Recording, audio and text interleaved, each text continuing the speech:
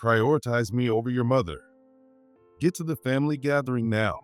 His angry voice echoed through the quiet funeral hall. Everyone looked at me in surprise. Please, John, just let me say my final goodbye to my mother. No, get here now. If you're not here in an hour, I'll divorce you. Divorce is something I would welcome. However, I didn't want to worry my father, who is already grieving the loss of his wife. You hear me? 1 hour. Wait, hold on. The call abruptly ended. As I held my head in frustration, my father spoke up. What was that? His body was trembling. Has he always treated you like this? Well, Yes, Dad always acts high and mighty towards Mom. Emma spoke up for me. Hearing this, my father's expression turned from anger to a stony calm. I see. Then, let's give him what he wants. He said that coldly. My name is Laura, and I'm a 48-year-old homemaker. Right now, I live with my husband, John, just the two of us. I met John back when we were students. Hey, I like you, Laura. Will you go out with me? He confessed his feelings to me when we were high school classmates, and that's when we started dating. We continued our relationship through college, and when we became working adults, we decided to get married. I'll cherish you forever, Laura. So, will you marry me? John proposed to me like that. Then, at his urging, I decided to become a homemaker instead of getting a job. Fortunately, I love doing housework and don't have any particular hobbies, so I don't spend much money. John always looked satisfied with that. Laura, you're really the ideal wife. Just hearing that made me very happy. Soon after, I got pregnant with our daughter, Emma.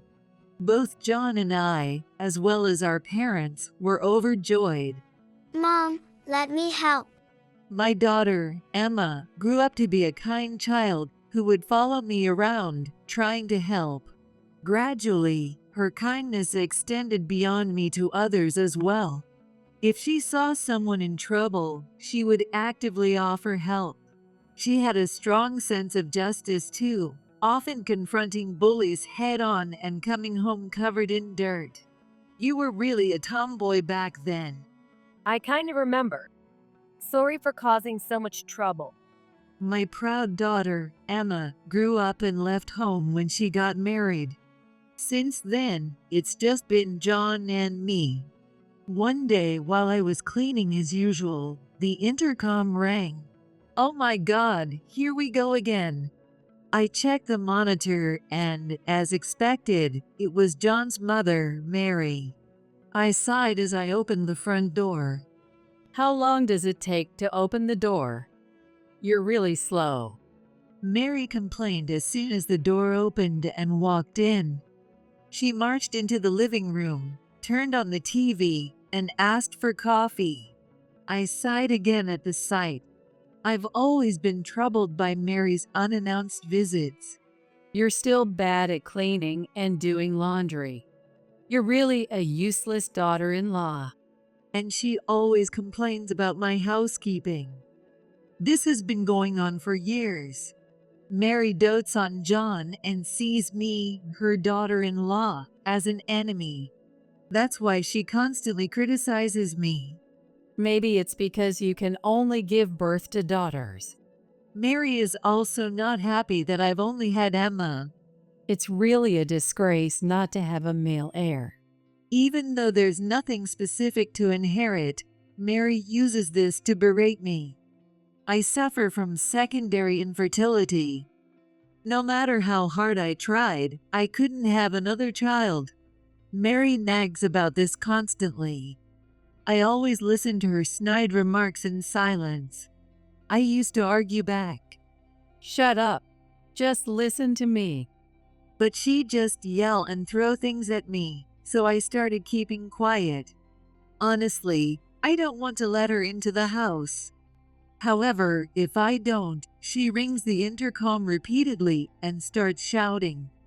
In the end, I feel bad for the neighbors and let her in. You married into this family. You have to obey us. Then Mary stays for hours before finally leaving. She's finally gone. I sigh with relief, only to make eye contact with a neighbor through the front door. Isn't that John's mother? Are you okay? Oh yes, I'm fine. I'm sorry for the noise. It's okay. Don't worry about it. Kind neighbors sometimes listen to my complaints or visit when Mary is here to help me out. Mary cares about appearances, so she doesn't harass me when others are around. If you need anything, just let me know. Your granddad helped me a lot. This house is built on land that belonged to my grandfather, and my father built the house. If you make a copy of the key without permission, I'll kick you out. The house is in my father's name, and he made it clear to John that his parents can't have a key. With the support of my neighbors and parents, I managed to maintain some peace of mind. I really wish John would take my side. Mary came over again. So what? I wish she'd tell us before she comes, and she always complains about my housekeeping. Can you please tell her to stop? John made a face. Here we go again. Why? Mom's doing it for you. If you can't get along, it's because you're not trying hard enough. Just get used to it. John never takes my side. Being doted on by Mary, John has some outdated ideas. He believes that as the husband, he and his family come first, and he shouldn't do any housework or childcare. He has this old-fashioned, male chauvinist mindset. Anyway, it's all your fault. Don't drag me into your problems. John doesn't really listen to me. Seeing him storm off to his room, I sighed again. Hey, Mom. Can I come over sometime? One day, I got a call from Emma. Of course. The next day, Emma came over. Why did you come over on a weekday? Your dad's not here. I didn't come to see Dad. I came to see you. Emma isn't very close to John. On the other hand, John dotes on Emma, but she always seems annoyed by it. Because it was you who really paid attention to me. Besides, I can't like people who bully my favorite mom. Emma has always cared about me. So what brings you here today? Mom, have you thought about divorcing Dad? I froze at Emma's words. Seeing my reaction, Emma started to speak with a wry smile. You don't talk about yourself because you don't want to trouble Grandpa and Grandma, right? That was true.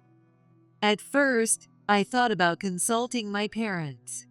However, my mother has a chronic illness and has been in and out of the hospital for years. So I hesitated to bring it up with them. Now both my husband and I are earning enough, and we can support you. So why don't you get a divorce from Dad and live together? Her words made me pause and think. Certainly, there was Mary, who enjoyed tormenting me, and her husband, Kevin, who acted like he didn't notice. And then there was John, who never helped me, and whom I had finally stopped loving. I wanted to be free from them. Are you sure? Won't it be a burden for you? It'll be totally fine. Let's live together. Emma said with a smile. Her words made me feel relieved. However, I knew I couldn't get a divorce right away. I decided to take my time and prepare for it. But those plans were suddenly disrupted. What? Mom is hospitalized? My mother had to be hospitalized again. This time, it seemed quite serious. Hearing my father's distressed voice, I pleaded with John. I want to go to my parents' house. What? No way. If you go back home, who's going to do the housework? But this time it might be really serious. No. You're my wife now, so cut ties with your family. John was adamantly against me going back to my parents' house. Since getting married, I could only visit my parents once a year. And that was only because Emma begged to go see my family. As I was wondering what to do, I got a call from Emma. Grandpa told me about Grandma. Yes, but I get it. Let me talk to Dad. Emma seemed to understand without me having to say everything. I handed my phone to John without hesitation. John initially looked suspicious, but his expression changed to a smile when he realized it was Emma. If Emma's asking, I guess I'll allow it. After talking to Emma for a bit, John reluctantly gave his permission. I quickly packed and got into Emma's car when she came to pick me up, heading to my parents' house for the first time in a while. Really? Dad makes me so mad. Emma said that angrily while driving. I smiled wryly, but I couldn't stop worrying about my parents. Mom, you might not want to think about this now, but you should seriously consider the future. I nodded at her words. Even though my mother was in danger, John was only thinking about himself. I simply couldn't live with him anymore. I resolved to go through with the divorce. When we rushed to the hospital, my mother was already unconscious, and my father looked completely exhausted by her side. Oh, Laura and Emma, you came. Dad, I knew this day would come eventually. my gentle father had always been concerned about me. Seeing him so weak, I regretted not coming sooner. I'll stay here for a while. I'll be with you, Dad. I've taken some time off work. I'll do whatever I can, Grandpa. Thank you both. After that, I spent my days taking care of my mom and supporting my dad. Even though I was taking care of her, she was unconscious, so all I could do was talk to her. So what I focused on was supporting my father. Then the inevitable moment came. When are you coming back? I got a message from John. Checking my notifications, I saw several messages. Apparently, Mary was doing the housework while I was away. There's a family gathering coming up, so come back soon. My mom is critically ill, so I can't go. When I replied, John called me. Enough of this. Not only are you abandoning your duties as a wife, but now you're refusing to attend the family gathering? This is ridiculous. I'm not joking. What is this gathering anyway? Apparently, one of his relatives was getting married. They were gathering to celebrate, but it was a relative whose name I didn't even recognize. I couldn't leave my parents to go back for someone like that. I can't. I want to stay with my parents. No, that's an order. With that, John hung up immediately. I sighed deeply. Mom, Grandma. Emma came rushing in. That day, my mother passed away. Soon after, her funeral was held. Despite her chronic illness, my mother was kind and knowledgeable. She was loved by many, and not only our relatives, but also many others came to pay their respects. Dad didn't come, did he? No, he didn't. I had informed John about the funeral. However, he chose not to attend. As the funeral proceeded quietly, my phone rang with a call from John. Normally, I would have stepped outside to take the call, but seeing who it was, I gasped. John had specifically called me. As I was debating what to do, Emma, who was beside me, seemed to have an idea and gave me instructions. Put it on speaker. Hearing that, I guessed what Emma had in mind. She likely wanted to expose John's behavior to everyone present. So I deliberately answered the call on speaker in front of everyone. Hey, I'm at a funeral right now. What are you doing? All the other relatives are gathered here. John yelled, and I instinctively fell silent. People around me looked curiously, but when I put my finger to my lips to signal for silence, They seemed to understand, and the room fell quiet. Today is a family gathering. Get here now and help Mom. Don't be unreasonable. It's my mother's funeral. Prioritize me over your mother. Get to the family gathering now. His angry voice echoed through the quiet funeral hall.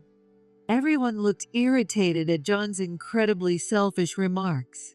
Please, John, just let me say my final goodbye to my mother. No. Get here now. If you're not here in an hour, I'll divorce you.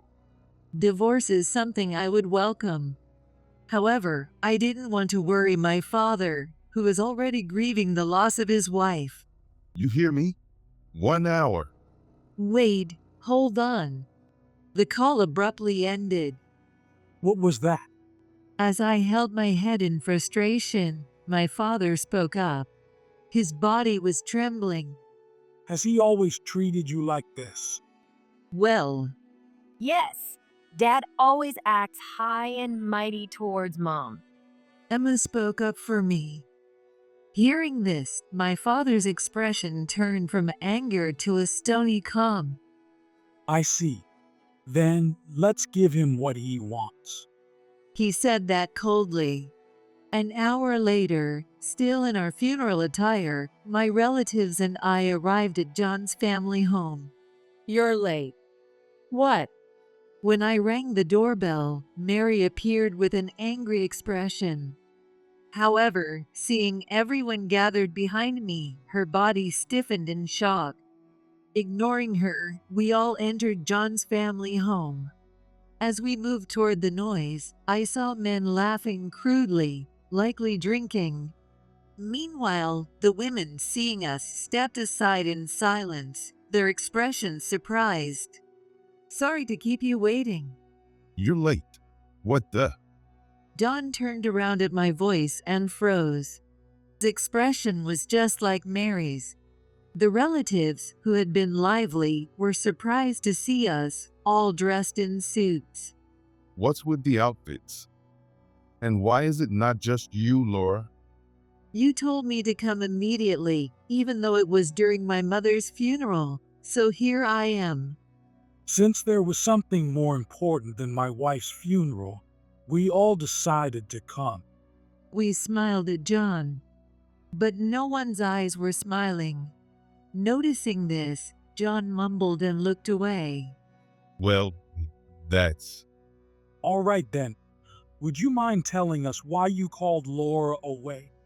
What right did you have to take her away from the important moment of saying her final goodbye to her beloved mother?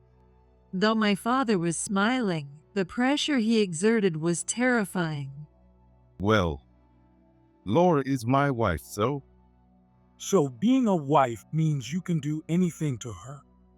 Pushing all the housework and childcare onto her, allowing your mother to harass her, and forbidding her from visiting our house. Is that what you think a wife is? John tried to speak, but my father quickly countered. Eventually, John fell silent. What do you think my precious Laura is to you? My father yelled at John. John flinched and froze, letting out a small gasp.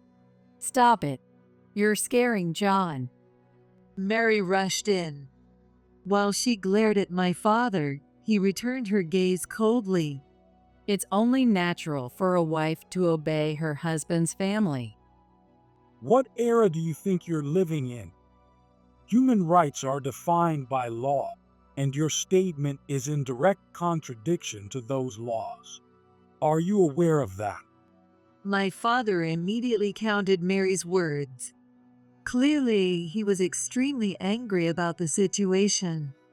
Seeing my father's rare display of anger made me feel a bit relieved. However, I didn't show it and kept glaring at John. Besides, if you say that, I can't come home either. Emma said that as she stood next to my father. You always tell me to come home once in a while, but you tell Mom she can't visit her parents. What's that about? That's... You should have come to Grandma's funeral, Dad. Instead, you're here drinking. I've hated that about you since I was a kid. John looked shocked at Emma's words. He never imagined that Emma disliked him. Then my relatives started chiming in, calling him insensitive and the worst family. Even about half of John's relatives began to look at his family with disdain. No way. Emma hates me. John, pull yourself together. Though Mary said that, John was already in a panic. Seeing this, we left the house. After sending my mother off peacefully, I returned to the house one more time. I needed to pack my belongings. Are you sure you want to come with me? Of course. I decided to divorce John and move back home. And I planned to live quietly with my father. Laura, Just as I finished packing, John barged in. Behind him was Mary. It seemed that Kevin was not around. He still avoided these situations, as usual. Perfect timing. Here, sign this. I handed John the completed divorce papers. Seeing them, he turned pale and began to apologize. I need you, Laura. Please reconsider.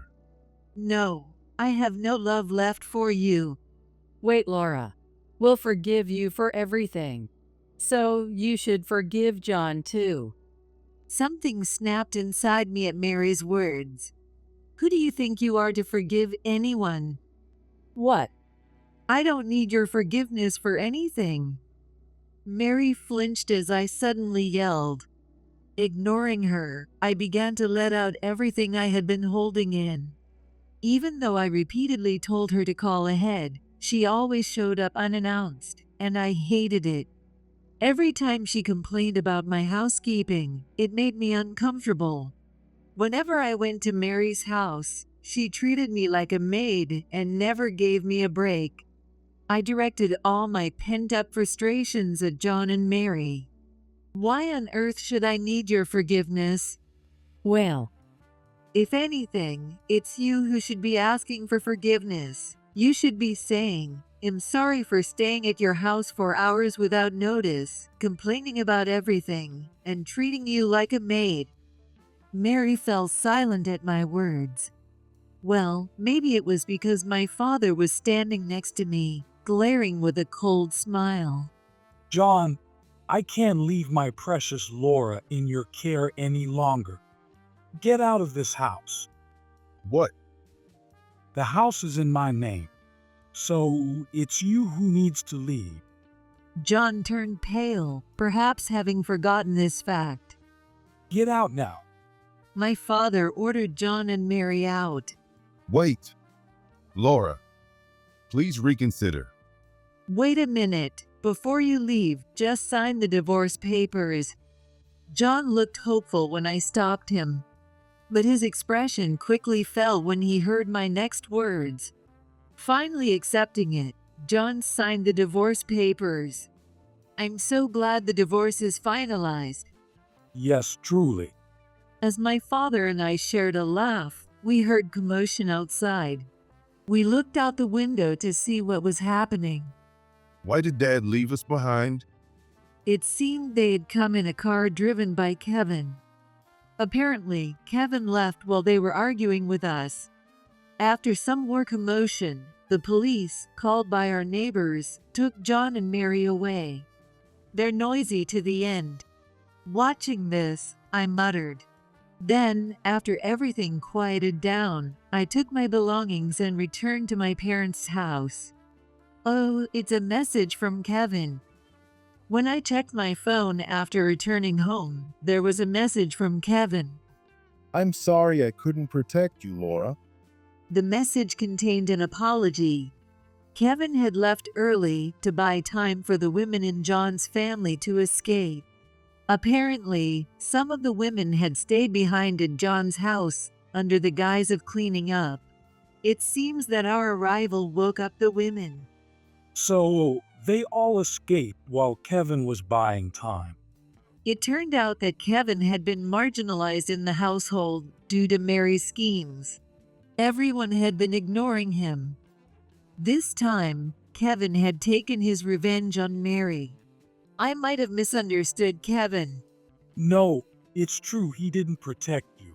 So don't feel sorry for him. Instead, let's be glad we're free of that family. I nodded in agreement with my father's words. Apparently, John and Mary were in a difficult situation. Since the women had successfully escaped, their husbands were now holding a grudge against John and Mary. And Kevin himself divorced Mary. The two of them were shunned by all the relatives, and Kevin kicked them out of the house, forcing them to move into a cheap apartment. It's going to be tough for them from now on. What did you do to Dad? I had taken a significant portion of John's savings through property division and compensation for emotional abuse. Additionally, I had informed his company about his behavior. John would occasionally bring his colleagues to the house. John had old-fashioned views in the worst way. As a result, he would sometimes forcibly bring his subordinates to the house. One of these subordinates had given me their contact information in case I ever needed help, and I enlisted their help this time. As a result, John was in a very uncomfortable position at work. And that's not all. What else? It turned out John had been emotionally abusing his subordinates as well. When they learned about our divorce, they came forward with evidence and sued him. Wow, that's really the worst. Yes, and he ended up getting fired and had to pay compensation to his subordinates. So, John had no choice but to move into a cheap apartment. Now, he's working multiple part-time jobs, barely making ends meet. Mary could work too, but since she's always been a homemaker, she's just living off John's earnings. Because of this, John is under a lot of stress. According to a subordinate who saw him in town, he looked haggard and frustrated, kicked a trash can, and was severely reprimanded by the police. He really hit rock bottom. I'm so glad we cut ties before this baby was born. Emma was at my parents' house to announce her pregnancy. Seeing her lovingly pat her belly, I was also glad to have finalized the divorce. Emma's husband was also there, currently keeping my father company. So, can I have the baby here? Of course. I'm already looking forward to the birth of my grandchild. Knowing that a great-grandchild is on the way, my father eagerly brought out drinks and started drinking with Emma's husband, though I'll need to stop him soon before he overdoes it. John and Mary, with their selfish actions, won't even get to see their grandchild and great-grandchild respectively, let alone hold it. I think that's the biggest punishment for John, who doted on Emma. By the way, I informed Kevin about Emma's pregnancy. I don't deserve to meet them. Please focus on taking care of Emma. Given Kevin's words, I doubt we'll see him. By the way, Mom, have you thought about marrying again? Not yet. I just got divorced after all. As I answered Emma, one man came to mind. His name is James. He's the subordinate who gave me his contact information, and he's been contacting me frequently since my divorce. That look on your face. Do you have someone in mind? Emma asked with a mischievous smile. She managed to get the whole story out of me. James, I think I know him. What? Sometimes, when I woke up in the middle of the night, he'd apologize and say, "Sorry for waking you up." Emma looked nostalgic. Apparently, whenever James came over, he was always considerate of Emma, who was just a child at the time. And he always seemed to be watching over me. I used to wish James was my dad instead. Really? I think it's time for you to find your own happiness, Mom. Her words made me pause and think, and then I nodded. Right after that, James invited me to dinner, and Emma and I shared a laugh. My own happiness, maybe I can find it this time. Thinking that, I couldn't help but smile. A little early, aren't I? A year later, I arrived early for a meeting and wondered how to pass the time. Laura, What? I turned around at the voice to see a disheveled John. He stumbled towards me. it's been really tough since then. I realize now how important you are to me. I see, I replied coldly, keeping my distance from John. And I heard that Emma had a baby. Hearing that, I felt a surge of anger, wondering how the news had leaked.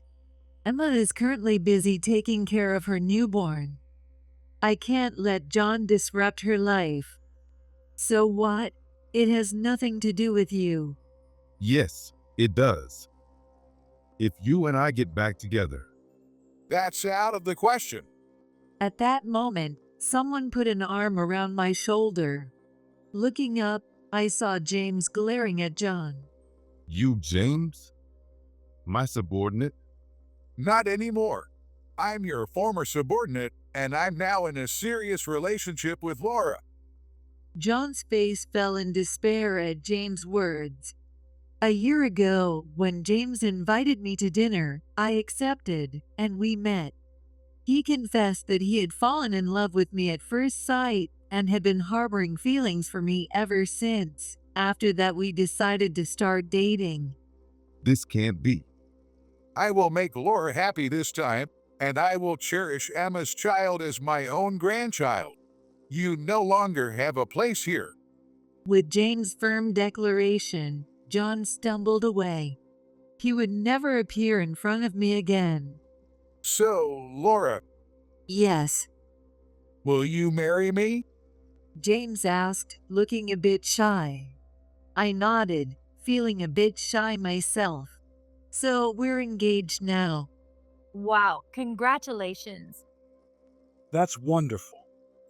It has always been my and my wife's wish for Laura to be happy.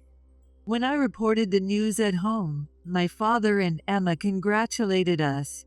Feeling a bit embarrassed, I thanked them. Are you going to have a wedding? No, we're both a bit too old for that. Besides, you can't participate with a baby, and it would be hard on you, Dad. They looked a bit disappointed. I smiled softly at that. Instead, we're planning a trip. We'll be away for a while. I see. Leave Grandpa to me. Then, I guess I'll take care of the great-grandchild. Smiling, I nodded at the two of them. I looked at Emma and my father. Thanks to you both, I'm very happy now. Thank you so much. At my words, the two of them exchanged glances. My father was the first to speak. On the contrary, it's because of you that your mother and I were happy. Same here. I'm who I am today because you raised me with so much love. I expressed my gratitude to them once more. Shortly after, I married James. It's like a dream having Laura as my wife. James's expression reminded me of John's when he confessed his love. But James was different. John always looked straight ahead, never at me. In contrast, James looked right into my eyes. Even such small things made me smile. A few years later, my father joined my mother, and now I live peacefully with James. Unlike with John, we talk about everything and respect each other. It's a feeling I cherish deeply. Is Emma coming today? Yes, she is. Her child is already 6. Time flies. I always want to buy her everything when she calls me Grandpa. I couldn't help but laugh at James's words. I understood the feeling well, because I feel the same way. I think Emma might scold you if you buy too much. And you're any different? As we laughed together, we heard cheerful voices from the entrance. Smiling, we headed over. Mom, Dad, hi. Emma greeted us with a smile. Moments later, our 6-year-old grandchild jumped into James's arms, making him stagger. Oh, such a little tomboy. She takes after you.